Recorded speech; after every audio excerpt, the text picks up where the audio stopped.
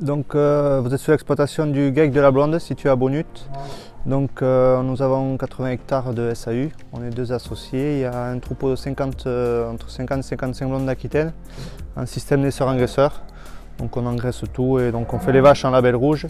Donc il y a une SAU de 80 hectares, donc il y a environ 35 hectares de culture, donc majoritairement du maïs, à peu près 21 hectares de maïs, principalement consacrés pour l'alimentation du troupeau, qu'on consomme en maïs grain humide. Et après il y a un petit peu de triticale, il y a 5 ou 6 hectares de triticale et le reste en prairie sur une zone de coteaux.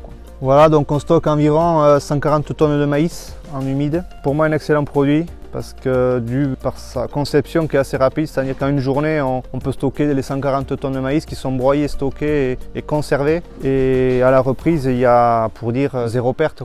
Donc c'est pour ça que nous avons décidé d'acheter ce D10 c'était surtout pour la reprise et le mélange du maïs humide. Parce qu'avant nous faisions les rations avec la brouette, donc nous on passait l'intégralité du maïs, donc les 140 tonnes à la brouette et surtout mélangé, c'était surtout ça le plus pénible.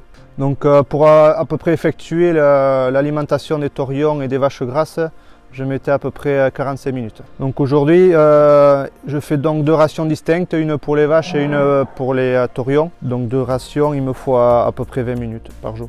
Donc ce qui m'a attiré chez le D10 c'était principalement sa vis de reprise dans le boudin.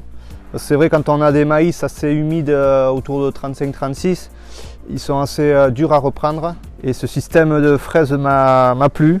Donc cet outil il est composé d'une pesée automatique au kilo près, donc comme ça on sait exactement ce qu'on met avec la fraise. Il faut à peu près 1 minute 30 pour mélanger les 500 kg que comporte la machine.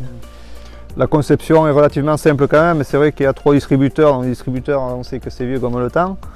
Et il y a 2 moteurs électriques et après c'est une grosse chaîne double d'entraînement. Donc à mon sens, au niveau mécanique, il n'y aura pas grand entretien. Il restera le graissage, mais en mécanique pure, je pense que la machine est fiable.